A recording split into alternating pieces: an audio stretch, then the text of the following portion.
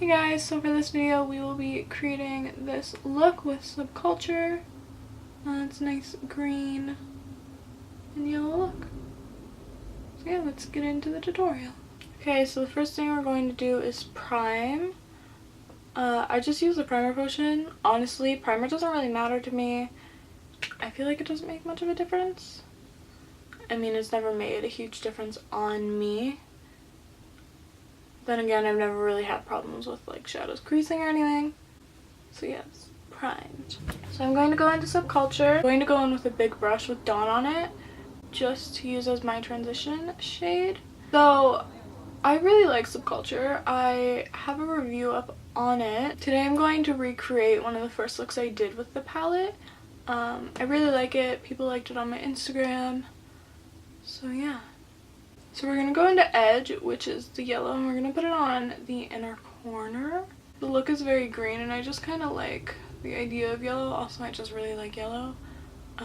So we're just going to put that in the inner corner. I like doing this first just so I can get this where I want it, and then we'll go over top of it over here with the darker color, and then we'll blend in over here, and so I won't have to worry about putting the yellow down while the green is already there. You know what I mean? So this just makes it easier putting it first, so I don't have to worry about getting it down when there's a darker color kind of blocking it. So now we're going to go in with Destiny and just put it in the middle. I don't remember if I used Destiny in the original look I did, but we're using it now. So one thing that's really important with this palette in particular is a really light hand. You have to be careful when you're working with this palette because these shadows are really soft pressed and just a little more pigmented, so you just have to be a little more careful. So don't worry about the lid because we're going to put something else on top of it after. So I'm going in with Untamed now, and I'm putting it on the outer corner, and I'm going to blend it into the crease. Don't worry about the edges, we're going to clean them up later.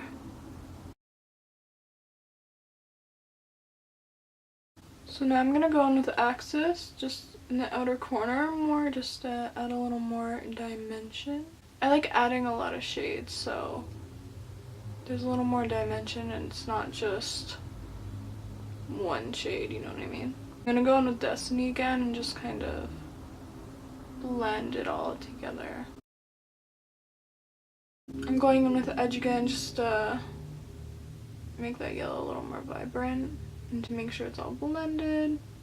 So now I'm going in with a big fluffy brush that has no product on it, and I'm just going to blend out more, do windshield wiper motions, also do some circles, just to make sure that it's all blended and blown out.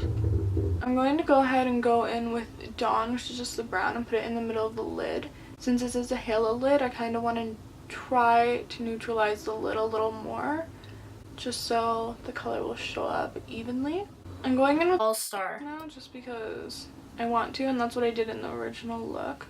And I just kind of added it to the outer V.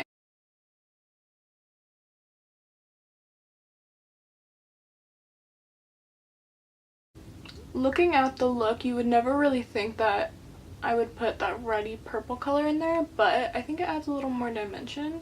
Just makes it look a little darker, so that's what we have so far. So we're gonna go in with Electric now. I did wet my brush with some Fix Plus.